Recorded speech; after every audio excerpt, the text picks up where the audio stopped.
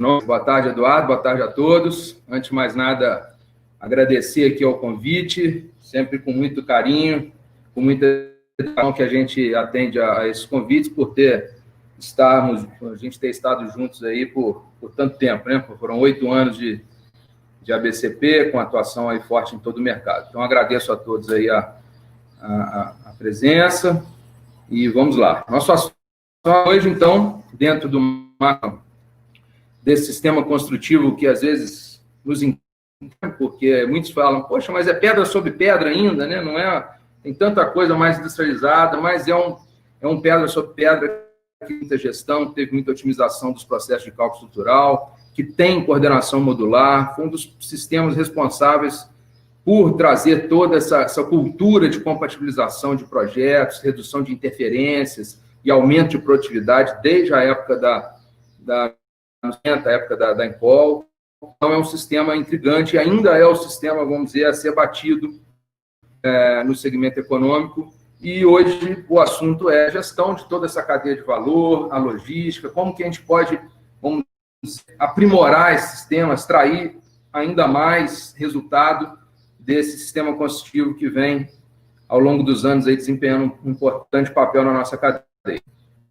Bom, gosto sempre de começar conceituando, né? O conceito de cadeia de valor seria o quê? Isso foi apresentado pelo Porter, um dos da administração moderna, em 85, e é interessante quando a gente, vamos dizer assim, a gente percebe ao longo da nossa vida prática, né? Da nossa vida do cotidiano, da engenharia, no gerindo das obras, gerindo os empreendimentos, implantando sistemas, implantando desenvolvimento tecnológico, quando a gente faz o caminho inverso. A gente vê na prática a importância disso tudo e, de repente, por exemplo, tinha anos que eu não estudava sobre isso, né? Desde a época, às vezes, que eu não parava. E ontem, para colocar uma tela de conceitual inicial, a gente vê o quanto a gente está fazendo isso na prática e o quanto é importante a teoria, e o quanto é importante esses visionários, o Michael Porter, fizeram aí nos últimos 30, 40 anos. Né? Então, a cadeia de valor nada mais é do que um conjunto de atividades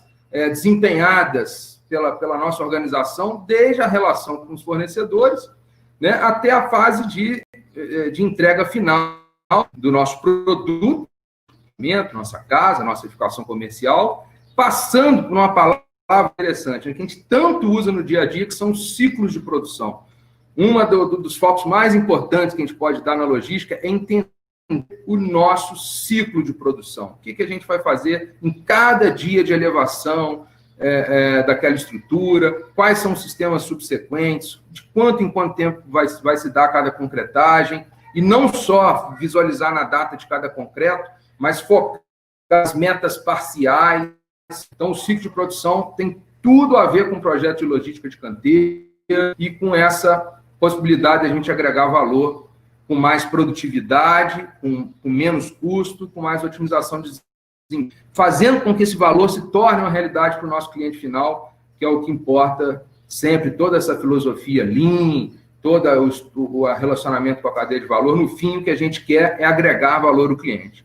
E muitas vezes o que nos possibilita agregar valor ao cliente é conseguir ganhos de custo e de prazo ao longo da fase bruta da obra, da fase de estrutura, que é o caminho crítico, que vai nos permitir, às vezes, incorporar um bom acabamento, um acessório, um piso laminado de madeira, vamos brincar, né, um teto solar, um ar-condicionado dual zone. Né? A gente precisa ter mais essa linguagem de indústria seriada na nossa construção. Então, quando a gente decompõe uma organização nas atividades de relevância estratégica, que é o caso da logística de canteiro, né? Hoje um dos principais responsáveis aí pela produtividade, torna-se possível a gente analisar todo o comportamento de custo, os potenciais de diferenciação em cada processo, otimizando o valor final desse produto, que é o que a gente quer, como eu acabei de falar. Então, a liderança e a diferenciação pela qualidade, gente, não existe, na minha visão, pelo menos, vamos ter a chance de debater daqui a pouco, mas na minha visão, não existe qualidade sem produtividade. Agregar qualidade, melhoria contínua, como reza a maioria das nossas qualidades por aí afora, sem propiciar produtividade ao nosso a nossa cadeia de valor, seja ele o nosso fornecedor de material, seja ele o nosso empreiteiro, a nossa mão de obra própria, é utopia. Não existe. A nossa indústria é toda ela remunerada sob produção. O grande contingente da nossa indústria é tarefado, é remunerado sob produção. Então, não existe a gente pedir, a gente exigir qualidade. Vai existir por um mês, por dois, no terceiro mês a gente vai perder aquela mão de obra por uma obra com melhor resultado. Qualidade sem produtividade, para mim, é utopia. Daí a estratégica, como fala aqui essa teoria, que a gente tanto vê na prática no nosso dia a dia, do investimento em logística, do investimento em racionalização, industrialização da construção e por aí vai. Então, a cadeia de valor insere-se num contexto mais amplo de atividade, que constitui um sistema de valores, onde estão integradas também a cadeia de valor também dos fornecedores, né? Bom, isso tudo que a gente acabou de conversar nos traz, no fundo, é para nos trazer o quê? Uma vantagem competitiva. Mas quando a gente reduz custos, aumenta a eficácia, a eficiência propriamente dita, né? Eu gosto, né, a palavra eficiência é mais importante. Então, você pode ir de um ponto A até um ponto B, se você conseguiu chegar até o ponto B, você foi eficaz. Agora, se você conseguiu chegar no ponto B com o menor tempo, utilizando o menor número de recursos possível, você foi mais eficiente. Então, no fundo, é isso que a gente persegue no nosso dia a dia. Então, isso se pega aí na organização como um todo. Então, o valor permite a compreensão de todo esse fluxo de agregação de valor ao consumidor final, no âmbito de um de negócio, e retrata uma cadeia de atividades situada nas organizações aí independentes. Então, é a arquitetura de processo, né, engenharia, de entender o nosso processo durante a obra é muito importante. Isso, para a gente, na prática, começa com o quê? Começa com um bom projeto. A nossa boa cadeia de valor... Gente, me dá não, por favor, se está tudo ok, porque vem um sinal sonoro aqui para mim, só para saber se eles estão me ouvindo. Está ok, Guilherme, estou te ouvindo, está tudo tranquilo. Está ok, obrigado, Eduardo. Então, a grande gestão dessa cadeia de valor começa num bom projeto, né? Não existe mais, não pode existir mais na nossa indústria, gente, da construção, economias, quer dizer, batalhar por bons preços, por preços competitivos, sempre é bem-vindo. Mas economias mal... vou pegar ali o meu fabricante de bloco, ele falou que faz uma paginação, eu vou pegar ali o cara do fornecedor do tubo, que ele me ajuda aqui no projeto de instalação. Isso, a não ser que a empresa tenha efetivamente uma estrutura para participar de projeto, aí sim. Do contrário, tem que se investir forte no projeto, né? Acabou aquela cultura do incorporador, do consultor que economiza em projeto. Então, eu trouxe essa figurinha aqui que eu achei muito interessante, né? Se o projeto é rápido e é barato, basicamente, né, ele vai ser feito, ou pelo menos em 90% das vezes. Se ele é rápido, de qualidade, é uma utopia, é a interseção das três circunferências aí. Se ele é rápido e de qualidade, ele é bem pago. Bem pago não significa que é caro, ele é bem pago, ele é justo pelo valor de horas investidas no detalhamento de todo aquele projeto. Quanto mais detalhamento a gente tiver, quanto mais voltado ele estiver para as equipes de produção, como vocês estão vendo essa foto da direita, essa foto é do Arena Park, uma das maiores obras de alvenaria estrutural do Rio, onde eram 8 torres de 15 pavimentos, e do boom imobiliário, por volta ali de 2010, se não me engano. E essa foto aí da direita é o nosso primeiro dia de ação dos projetos de produção, a nossa primeiro pavimento da Torre 5, que foi a primeira torre de todo esse canteiro que vocês estão visualizando aí atrás. Então, era a nossa última oportunidade de validar todo o investimento em projeto de produção, compatibilização com instalações, compatibilização com esquadrias, já nessa primeira laje. Então, tem um projeto, né, bem investido e bem validado, com as interferências bem controladas, as atividades primárias aí da cadeia de valor de Porter, né, logística de entrada, opções, né, até no marketing de vendas, elas tendem a fluir melhor, assim como organizar melhor as atividades de apoio, que é o caso da infra, de uma organização, gestão dos recursos humanos. Tudo isso facilita, porque com produtividade alta, tem qualidade alta, tem desempenho alto, tem cliente satisfeito e está feliz. Então, é o nosso foco. E tem a Atom, né? A gente não vive felicidade, né? E tem a Atom esperada margem, como a gente está vendo à direita aí, que é a margem de lucro que ela tem que acontecer. E no nosso essa margem de lucro tem um desafio importante, né? Acabou aquela, pelo menos na construção do segmento econômico, a gente não tem mais aquele conceito que a gente faz os custos diretos, coloca todas as despesas indiretas em cima, né? Vê todos os impostos e aí determina o preço de venda. Não existe no mercado de construção, principalmente no segmento econômico, né? Existe um teto que hoje, por exemplo, nas grandes capitais, do Minha Casa Minha Vida, que vai se tornar aí o Casa Verde e Amarela, é em R$240 mil, e dentro daquele preço de venda a gente tem que tirar todas as despesas de incorporação, todos os impostos, e o que sobra é o que a gente tem que fazer encaixar dentro da construção, né? Então, daí a grande importância, daí a grande contribuição desse segmento econômico para a construção civil em geral, onde propicia, nos faz doer o calo de verdade e nos propicia ir atrás de uma maior produtividade, de uma melhor logística, então, e de uma maior industrialização. E pegando, só para não me alongar na conceitual, pegando só a última frase desse slide, que é a mais importante, depois vai estar gravada aí, vocês podem ver com mais calma, além de dar lugar a uma produção artesanal, então o arremate está bem representado pela nossa produção artesanal. Ele tem que dar lugar à produção seriada, à produção organizada, mais instrumentos de grus, de empilhadeiras, de manipuladores de carga e por aí vai. Isso é fundamental. Então, quando a gente junta essa gestão da cadeia de valor com a industrialização, o resultado é fantástico. E o investimento se paga com muita facilidade. Então, o mais importante para a gente conseguir fazer com que isso aconteça na prática é mudança de atitude, gente. Cabe a nós. Não é uma coisa distante que está lá, dependendo das esferas de governo, de melhorias no país. Não, cabe a nós. E a McKinsey, o estudo, fala muito bem isso. Os resultados cabe às nossas mudanças de atitude.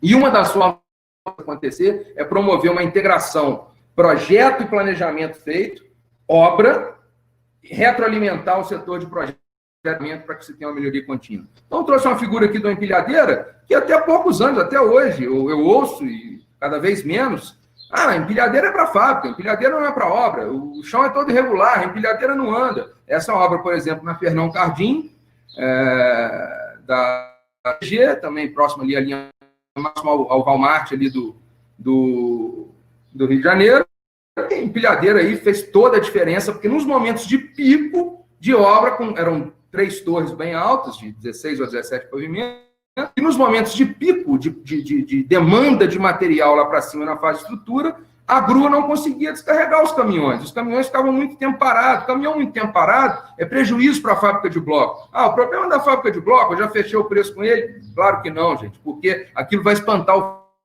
e vai encarecer o seu preço no insumo. Então, a empilhadeira é fundamental, um equipamento barato e que todo um apoio aí nessa logística, na descarga de caminhões, pelo menos nas fases de pico, né? Temos diversos sistemas hoje no Brasil, e o mais importante não é, gente, essa competição, quem que é melhor A, B ou C, é o pré-fabricado, é a parede de concreto, é o alvenaria estrutural, é o concreto armado, não tem isso, né? Existe cada macaco no seu galho, né? Para cada empreendimento, né? Para cada modelo de projeto, para cada modelo de empresa, adequar melhor em detrimento aos outros, e o mais importante é como nos posicionamos na disputa entre eles, né? Como a gente está investindo na gestão da implantação, na estruturação dentro da nossa empresa consultora, extraindo dele o máximo de resultado que ele pode nos trazer. Esse é o mais importante, né? Quanta gente aí já foi para a parede de concreto naquela ilusão que vai aumentar a produtividade, que vai sair e voltou atrás, né? E também quanta gente foi e está muito satisfeito, tem uma escala compatível disso. Então, como a gente se posiciona, como a gente prepara a nossa empresa para a implantação, ou para reestruturação, ou para melhoria contínua, isso não importa se é pequena, média ou grande empresa, isso que vai sempre dar o principal resultado. Aí eu trouxe uma capa de uma construção mercado de alguns anos atrás, onde onde ela falava as alavancas, né? A capa da revista falava sobre as 4 alavancas de produtividade. Então, soluções de projetos, sistemas de materiais inovadores, equipamentos para mecanização, questão para indicadores de desempenho, enfim, os 2 últimos ali, principalmente, ligados à questão da logística e mecanização de canteiro, E a logística, gente, não é só um layout de canteiro, não é desenvolver um layout. Layout é uma coisa. É contido num projeto de logística. O projeto de logística, a gente vai entender o fluxo, de onde que vai, quais os caminhos, que dia que vão ser as concretagens. O dia que tiver a concretagem, vamos evitar de vir um caminhão de bloco para não conflitar o trânsito da obra. Vamos criar janelas bem definidas de entrega, de programação. O caminhão de bloco tem 10 horas da manhã na obra, é o primeiro a ser dado, porque é o principal carvão, o principal combustível. Isso é muito importante. E quando a gente vê na mesma matéria da revista quais os obstáculos à produtividade, isso é gestão da cadeia de valor, por analisar juntos aqui. Materiais inadequados, equipamentos insuficientes, projetos deficientes, métodos construtivos ineficientes, lacunas na pesquisa que a empresa de consultoria, na ocasião, fez com executivos do setor. Né? Lacunas de planejamento, falta de métodos de gestão apropriados, baixa na mão de obra. Né? Tudo isso surgiu. Tudo isso é gestão de valor, é implantar logística, é investir num bom projeto para que se tenha uma boa produtividade e, consequentemente, uma boa qualidade e um bom desempenho pós-obra. Isso, a construção, gente, é aí que a gente muitas vezes erra, né? No boom imobiliário, 90% dos contratos que a Macro, gerenciadora de engenharia, a empresa que eu fundei exatamente, né, ao vislumbrar a oportunidade naquela fase de boom imobiliário de 2009 para 2010. Quando eu saí da montamos a Macro. Naquele momento, a maior parte das empresas, e naquela época, no centro dos meus clientes, eram grandes empresas, como PDG, MRV e várias empresas aí pelo digital, por aí vai. Muitas delas me chamavam na fase de construção, ou seja, na fase que a gente está vendo ali a ponta do iceberg. Então, não deu tempo, vamos dizer assim, em função de todo aquele boom, da gente investir, né, naquela época, né, nos primeiros ciclos do desenho, depois o setor cresceu dali para cá, de 2010 para cá. Mas muitas empresas entraram nessa forma meio atabalhoada, sem preparo. Então, o grande lance ali do iceberg não é a ponta, é o que está embaixo. De tudo que a gente está falando, que é a base para a industrialização, é coordenação modular, é projeto, é planejamento. Né? Aqui a gente está vendo a imagem de um banheiro pronto. Gente, quanto mais off-site, quanto mais acessórios off-site a gente tiver, atrelados à nossa velha e boa análise estrutural, maior competitividade a gente vai ter no sistema, maior longevidade desse sistema, maior sustentabilidade nas obras. Então, ampliando aí a foto, a Exame, há pouco tempo também, trouxe uma capa do Brasil 4.0. A industrialização 4.0 é inevitável. Então, a gente tem que partir para isso, começar por pequenas peças e até chegar, quem sabe. Se a gente hoje usa laje içada e tem guindaste na obra para fazer laje totalmente içada com 100% de montagem, por que não usar os mesmos guindastes para usar a tecnologia, por exemplo, de pronto, ou cozinha pronta? Então, todas as atividades off-site, sejam off-site dentro do próprio, ou seja, uma central de kits de instalações, por exemplo, ou off-site real, fora do canteiro, com produtos prontos, vão a crescer nesse movimento. A revolução digital vai vir, então, a análise de Big Data, impressão 3D, o BIM, né, tudo isso são questões que a gente está vendo, principalmente na pandemia, inevitáveis. Então, para a gente dar alguns exemplos dessa teoria, né, então, vocês veem, por exemplo, em 3D, está vendo esse console nessa foto pequenininha? Console que aplica na foto inferior ali, num patamar de escada, ou seja, que conversa modularmente com a alvenaria estrutural, serve de apoio para aquela laje pré-moldada e içada no guindaste. Isso pode muito bem no futuro ser impresso numa impressora 3D. Né? Talvez as casas estejam ainda distantes pela compatibilização com instalações, pelas interferências, né? Apesar de ter iniciativas já isoladas bastante por aí. Mas pequenas peças, eu acho próximo do que a gente imagina. A foto de cima foi um outro exemplo.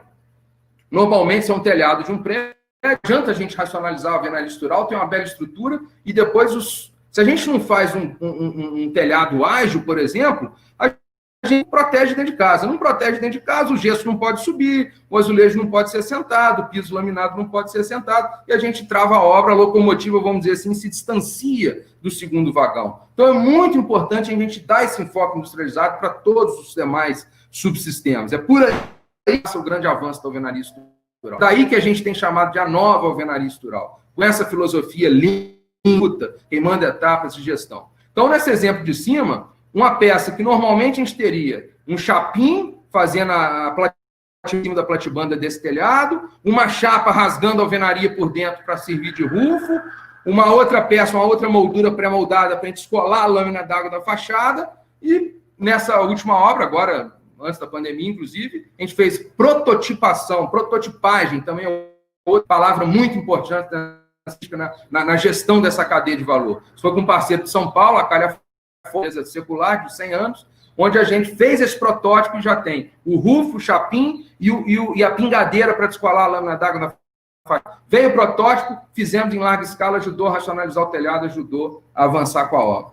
Então, exemplos aí de que a revolução digital pode trazer. Protótipos, não precisam ser exatamente físicos, o BIM pode estar quantificando essas peças, integrado, e por aí. Então, o processo de controle é outra tendência, né? Então, a gente tem um projeto macro que a gente chama de projeto Efigênio, um projeto que começou a ser implantado em 2017, 2018, uma consultora em fase de crescimento aqui no leste fluminense, enfim, já tem outras iniciativas aí no país. Então, o Efigênio seria eficiência e gestão na industrialização de obras, daí o nome Efigênio.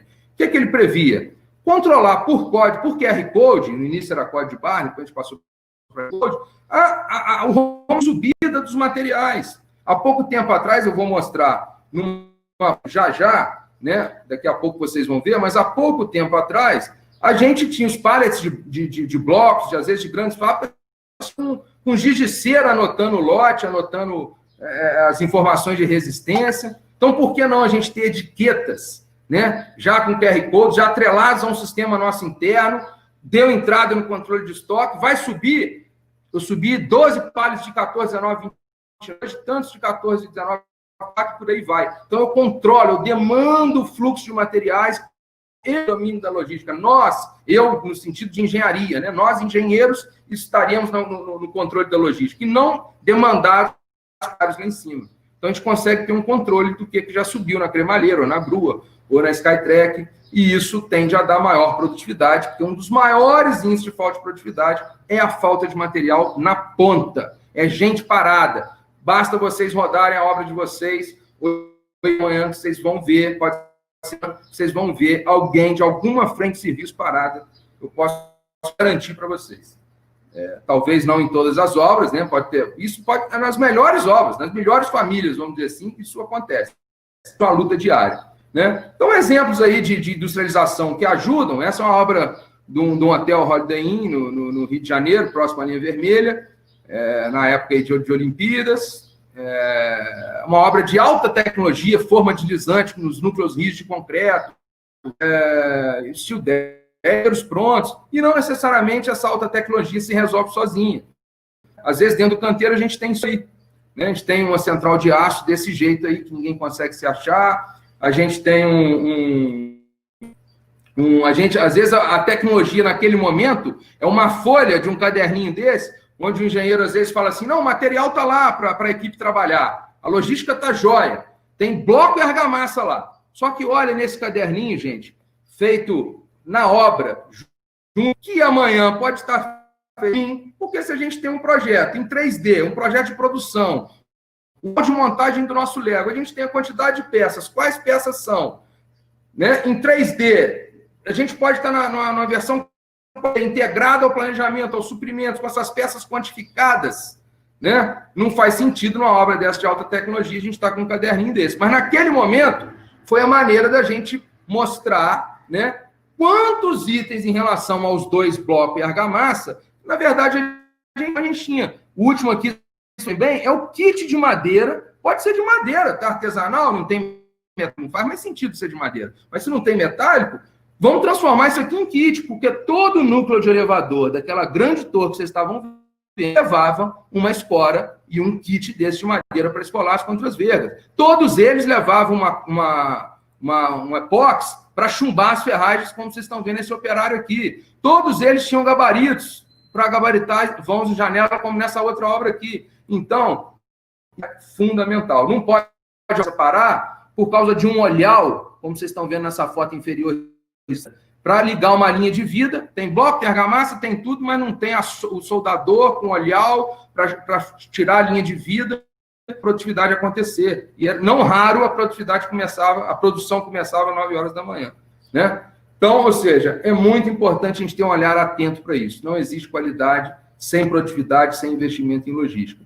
Essa é uma obra de um exemplo muito bacana, recém-implantado no ano passado, onde a gente implantou todo o sistema de laje SADA, pré-moldada, com forma pauta-ioc, ou seja, todas as formas aqui, ou seja, a prova de erro, né? Então, as caixinhas de onde saiu o cara, se quiser, ele não erra a saída de elétrica, nem se ele queira, nem se ele quiser, porque a maneira como ele monta a forma metálica, naturalmente, as posições de descidas de tubo já vão estar no lugar, e por aí por diante. Implantamos um belo sistema de tela também, com um parceiro que eu vou daqui a pouco, enfim, é gerir a cadeia de valor. E daqui a pouco também eu vou dar um exemplo muito interessante ao longo dessa obra.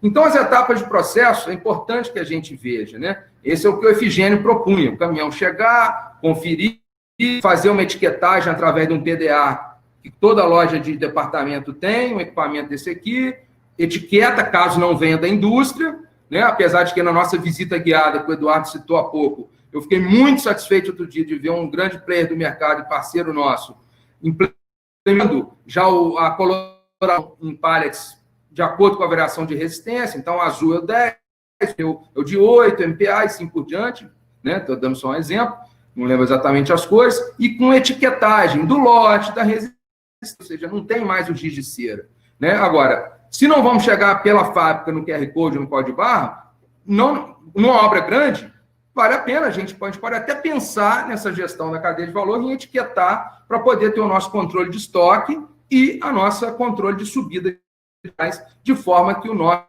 operário, o nosso parceiro empreiteiro não esteja sem condição de produzir. E quem melhor articularia, gente, toda essa cooperação, essa investimento na cadeia de valor que vocês acham? A indústria ou as construtoras? Vamos comparar? As construtoras têm um mercado muito pulverizado e ainda desorganizado, né? São mais de 100 mil empresas pequenas e médias, fora aí empresas com capital aberto na bolsa. Então, fora essas grandes, são mais de 100 mil empresas pequenas e médias.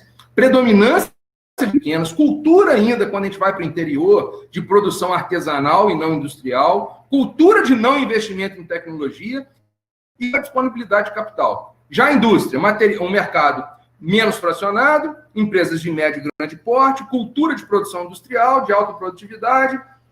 Esse é um slide que eu estou dando o devido crédito aí do Luiz Henrique Ceoto. 3 ou 4 slides vão ser dele, de um evento da FIR, que aconteceu no Rio de Janeiro há 2 anos atrás. Hoje ele é da Urbic, uma empresa que está fazendo ter lá toda a teoria na prática em pequenas incorporações em terrenos muito valorizados em São Paulo. Indústria, acesso para capital de P&D, ou seja, é muito mais... a indústria tem muito mais vocação para conduzir esse processo de maior valor agregado na cadeia de valor do que nós montadores, nós construtores, né? Apesar de que nosso incentivo, nossa provocação mental. Vou dar um exemplo disso muito legal daqui a pouquinho também. Ou seja, se a gente for comparar o setor de edificações com o automobilístico, por exemplo, a gente tem 28 fornecedores automobilísticos e na edificação a gente tem 1.000. O custo da mão de obra deles é 3%, 4%, 5%. Nossa é 45%, 40%, 50%. Para a fabricação de um carro é 2 horas, o nosso é 18 meses. Enfim, então a indústria seriada tem mais vocação para conduzir. E aqui, esse é o slide que eu até estava comentando ontem com o Eduardo. Talvez a gente pudesse fazer, eu já estaria feliz de estar fazendo esse belo bate-papo com esse belo debate técnico, apenas com esse slide aqui. Eu acho muito interessante. Ou seja, cada logomarca dessa aqui, gente, não está aqui para fazer propaganda de nenhum deles.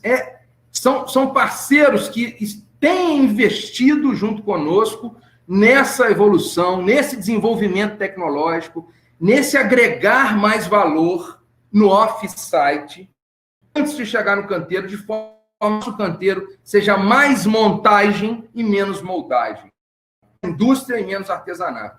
Então, para cada um aqui tem uma história. Então, a Dormania, hoje a gente fazia porta com praia, almoço, hoje a gente está com o conceito de que a porta é a primeira mobília do apartamento, né? Então, te permite uma montagem muito maior, não tem retoque de pintura, uma porta totalmente acabada.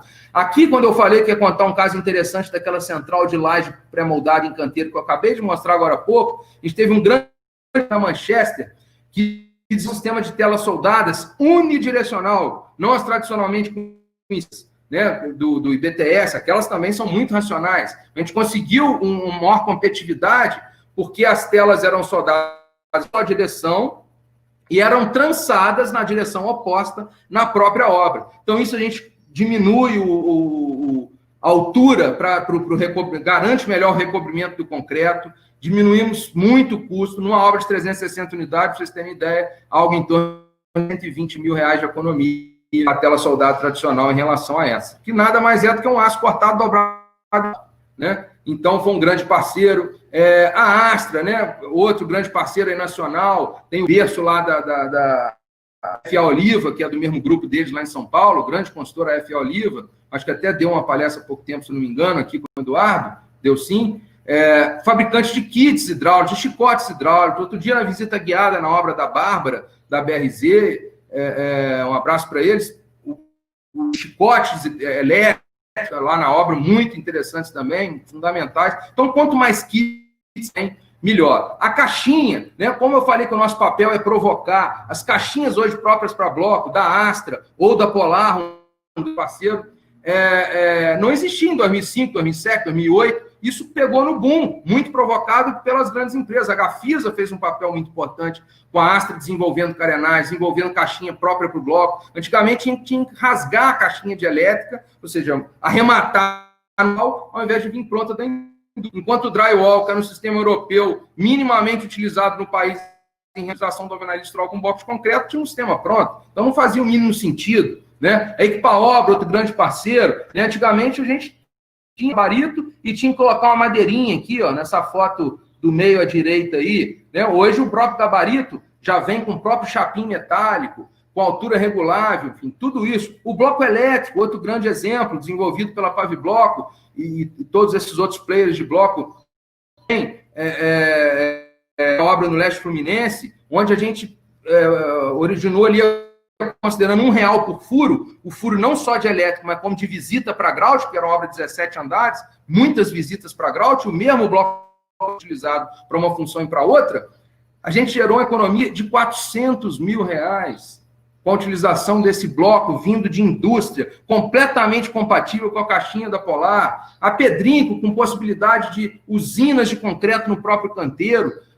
quando utiliza grandes volumes de concreto, uma concreteira que desenvolveu conosco numa duras penas, um grout de alto desafio para essa mesma obra que eu acabei de falar do bloco elétrico, ou seja, um grout autoadensável de 40 megapascal de resistência crítica à compressão, com 12 horas de retardo de pega, para que a gente conseguisse agregar valor e ter a nossa central de grout só como um backup. A Rio Mix, que desenvolveu a celumassa, ou seja, a massa que é a base de celulose, o próprio saco que fica da argamassa, não só volta para reciclar, mas volta para reciclar na própria argamassa, né?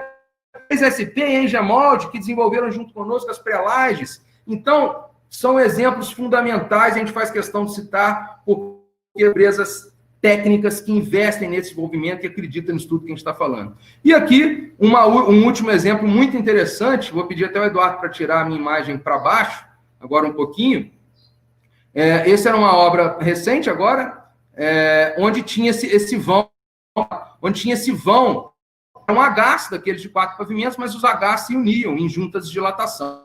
Então, esse vão, ele era com laje, e as lajes eram totalmente içadas com espessura final. Então, a gente tinha uma dificuldade nesse 5º andar, porque ia dar uma laje com um balanço muito grande, mais de 4,5 metros que tinha ali, com uma espessura muito maior do que os 12 centímetros que a gente estava acostumado, provavelmente iria para 16 centímetros, com ferro de 16 milímetros para vencer um vão desse, enfim. Então, uma laje que ia ficar caríssima e ia ter muito pouco valor, não agregava praticamente nada para o cliente final. O que a gente fez? A gente desenvolveu um feriado, isso aqui, ó. pensando nos rascunhos, porque como o nosso telhado, o engradamento do nosso telhado já era dessa forma aqui, ó, do nada já vinha pronto com esse parceiro aqui, o Ecoteto, que é gangnail e pinos autoclavado, com garantia. Então, a gente pensou na mesma peça, ao contrário, para fazer esse balanço. Colocamos uma chapa cimentícia aqui no lugar da platibanda, alinhado com a platibanda, e ficou assim, como vocês estão vendo nessa foto, e com forro de PVC abaixo. Então, olha que desenvolvimento na prática da cadeia de valor inteira. Tinha um desafio, tinha uma laje cara, de difícil execução, começou numa folha de papel qualquer a desenhar a maneira que seria, idealizamos aqui a placa cimentícia de construção a seco, colocamos isso no papel, seguimos um barroteamento, esse grande parceiro agregou valor utilizando o BIM, colocando em 3D, quantificando completamente as peças, agregando valor com gangnail, com prego nessas madeiras, o telhado e as peças prontas, gente, com peças completamente prontas, sem cupim, com garantia de 15 anos, e fazendo esse resultado que vocês estão vendo. Por isso que eu falei que esse slide bastaria para a gente debate aqui. É desenvolvimento tecnológico, a Vera é gestão da cadeia de valor na prática e alta interferência na logística, porque os produtos já chegam pré-engenheirados, pré-prontos, com maior produtividade e maior qualidade no nosso produto final. Tá? Não dá para, nessa fase, a gente coisas desse tipo. Né? Uma outra obra era de blocos concretos, redação racionalizada, não era estrutural, mas o conceito logístico aqui se aplica. E olha a dificuldade, 6 homens, 5 homens, para poder empurrar uma cremalheira. Enquanto o problema era só chegar ao nível da cremalheira, com a chapa no fundo dela, de forma que a gente conseguisse conduzir com uma palheteira, posto que nesse pavimento teria que ter sido feito um reforço anterior ao projeto, que teria sido possível, né, entrar com essa toda desde o nascedouro, feito um reforço para o caminho da empilhadeira convencional. Era um pavimento de garagem, não tinha esse reforço, tinha que ser empilhadeira, palheteira manual. Tudo menos essa cena que a gente está vendo. Então, com pequena intervenção, conseguiu viabilizar dessa forma, com essa empilhadeira elétrica que vocês estão vendo, e até mesmo com a palheteira pneumática, normal, lá em cima para retirar os pallets no pavimento, bastando colocar uma chapa de aço metálica no fundo da cremalheira para tirar o degrau. Intervenções e a produtividade da obra subiu em torno de 25%. Esse fluxo foi melhorado, porque, cara, a cremalheira é dividida, não é só para alvenaria. Quando o prédio é um prédio no Rio Comprido, da Calçada, SA, ali atrás esqueci agora o nome da rua, enfim, mas no Rio Comprido, na Rua do Bispo, unidades ali de padrão médio-alto, na época em torno de R$500 mil, e é uma obra que não estava dando produtividade até essa intervenção, uma obra de 12, 13 pavimentos, quando chegava lá em cima, a cremalheira tinha que ser alvenaria, revestimento, azulejo, gesso. Então, liberar a cremalheira rápida é fundamental. Né? Aqui um outro exemplo de gestão, como na porta pronta, uma foto da esquerda, o pedreiro aqui fazendo um arremate. Por quê? Porque uma gestão da cadeia de valor lá na fase de projeto mal empenhada, mal investida. Os vãos em osso não compatíveis com os vãos de porta. Então, tinha vãos em osso aí de 93, 94, não modulares, de 91 para uma folha de porta de 80, todos os vãos dessa obra de 440 unidades, que a gente já chegou no meio do caminho e dali começou várias intervenções para projetos futuros. Praticamente todos os vãos tiveram que ter esses arremates. O que isso agrega para o cliente final de valor, gente? Nada, zero. Quem tem no orçamento aí arremate de portas, colocação de bacalhau, não tem, ninguém tem isso no orçamento.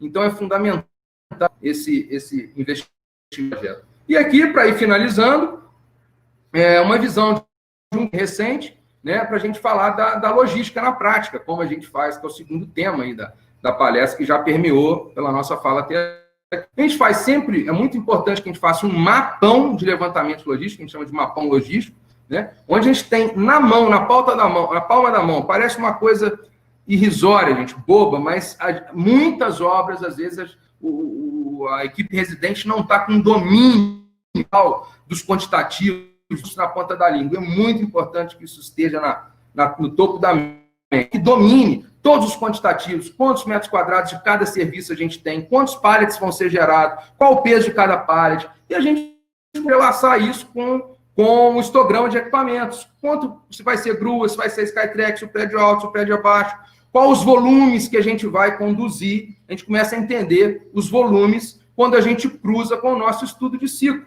Então, se a gente tem um ciclo de alvenaria estrutural, como esse aqui, no dia que a gente chama -1, no dia 0 a gente inicia a marcação. No dia 1, a gente começa a elevação, que é a nossa locomotiva. Então, reparem que o azul claro, ele nunca conflita com outro azul claro embaixo, né? A não ser independente, que é o caso aqui dessa outra torre, né? Que era uma torre 3. Mas entre a 1 e a 2, onde a alvenaria estrutural intercalava com a estrutura, a equipe de elevação de alvenaria estrutural, que é a nossa locomotiva logística, ela nunca se conflita com outro azul claro. Então, ela termina a torre 1, no dia seguinte, frente na torre 2, e assim por diante. Aqui, uma equipe independente, numa torre, era um número de torres ímpar. Então, a gente tinha um ciclo de 5 dias, no 6º dia, a montagem da laje de tubulação, no 7º dia, a montagem da pré-laje, que era aquela laje da M3SP, que depois veio a ser da Engemol. Então, ou seja, quando a gente cruza esses ciclos, que a gente vai ter, por exemplo, 5 dias para poder a nossa alvenaria estrutural, a nossa locomotiva, e a gente entende a quantidade, quantos pallets, quantas caçambas de grout, de massa, a gente tem que subir ao longo desses 5 dias, a gente faz um dimensionamento aí, como se menciona, por exemplo, uma frota de ônibus, né? Ou seja, qual o tempo que a gente leva para a viagem da grua para cada parte, em torno de 10, 12, 15 minutos, e a gente começa a entender esse entrelace todo e começa a desenhar o projeto de canteiro, não apenas um layout, mas entendendo o fluxo desses materiais. E definir janelas de programação. Então, o objetivo desse projeto de logística, não vai dar para a gente detalhar aqui, eu vou colocar essa foto um pouco melhor, é a definição dos fluxos logísticos e não apenas de um layout do canteiro, atrelados aos estudos de ciclo, aos romaneios de subida de material, aos abastecimentos externos, ou seja, de fora para dentro da obra, e internos, de dentro para cima, através do cronograma diário de atividades. Então, logística macro, de fora para dentro, logística micro, de dentro para cima. E a gente começa a identificar o nosso pulmão de blocos, por exemplo. Nosso pulmão de blocos, nosso pulmão de argamassa, né? Então, a gente começa a entender que a gente vai precisar de uma área de X, né? Caso 3, 5, 8 fiadas de bloco. Aqui, as 4 primeiras eram todas de 29, depois de bloco de meio bloco, depois de 44, de canaleta, organizadas em fileiras, de fácil acesso para a empilhadeira, dentro do raio de atuação, a gente começa a identificar estes fluxos, né? E, como a gente sabe a quantidade de para 5 dias daquele, a gente coloca mais uma folga pulmão, e na greve dos caminhoneiros, por exemplo, que nos atingiu em cheio naquele ano, a gente ficou pelo menos uns 6 dias até que ela nos atingisse, porque a gente tinha pulmão, e a gente praticamente não sentiu como em geral o Brasil sentiu, sentimos, mas não tanto com a greve dos caminhoneiros como outros, por causa do conceito de estoque pulmão. E aqui informações complementares, né? Os dias, as rotinas da obra. Caminhão de bloco vai ser sempre às 6 da manhã. O grout também, o dia que tiver sempre às 6. Argamassa, com retardo de pega, que era o caso inicial nosso lá, vai ser sempre no final do dia, para a utilização de todo o dia seguinte. A gente começa a confrontar e chegar, né?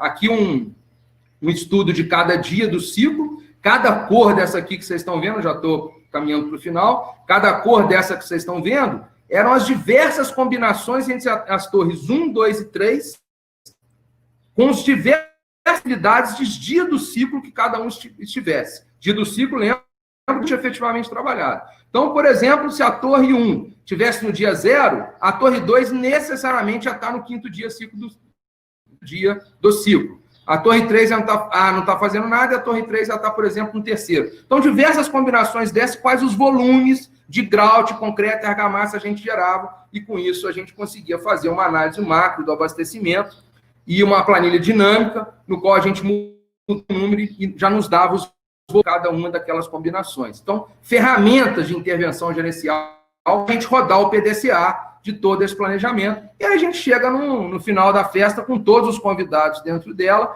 né, onde que vai ser o caminhão de laje, onde vai ser a baia normalmente do caminhão betoneiro, o caminhão de concreto, o caminhão de bloco onde que vai estar, o dia de concreto vamos evitar de ter bloco chegando para não interferir o trânsito de um com o outro, o raio da grua no estoque, as empilhadeiras nos dias de pico, a central de grout no backup para o dia que a usina falhasse, a gente tem a betoneira com areia e brita, assim por diante.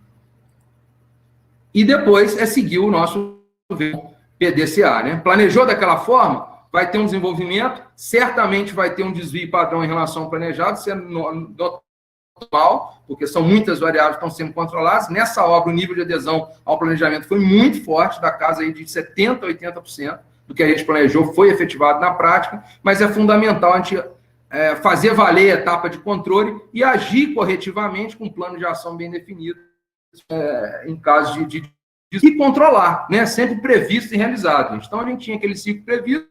Quando vocês veem aí PR é o previsto e realizado. No R, a gente controlava todas as ocorrências da obra, em cada pontinho, quadro vermelho, era o realizado de cada dia. O caminhão de laje atrasou, o trânsito em São Paulo, enfim, e a gente tentava correr atrás daquela meta ao longo do próprio mês, apesar das ocorrências que vão acontecer, e normalmente o sinal no fim do mês era verde de meta cumprida, com diversas ocorrências, tá?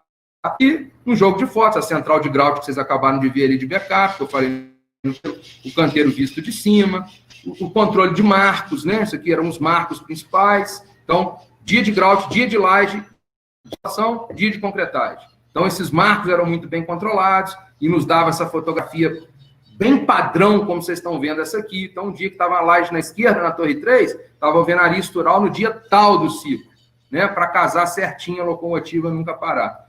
E aí no logístico, como já foi mostrado. Foi dessa forma que a gente construiu fazer nessa foto do canto inferior, do canto superior esquerdo, esse canteiro que vocês estão vendo, que passou na mão de Niterói e muito pouca gente quis, foi dessa forma, com muita coragem e muito valor do incorporador, e depois muita implantação, muito investimento nessa gestão toda que a gente falou, da cadeia de valor e da logística na prática, para transformar essa pirambeira aí, né, nessa foto que vocês estão vendo, em torno aí de 24 meses, que era a fase 2 das edificações das 3 torres. Sendo que os 51 pavimentos dessa obra, distribuídos em 17 pavimentos em cada uma das 3, foi feito em 9 meses. Mesmo assim, a gente teve um descolamento por problema de rocha na fundação da Torre 3, que nos atrasou aí uns 3 meses, pelo menos. Mas, ou seja, é um volume de obra muito interessante e que tenta trazer desse sistema construtivo fantástico que a gente tem chamado de a nova alvenaria estrutural, extrair de resultado.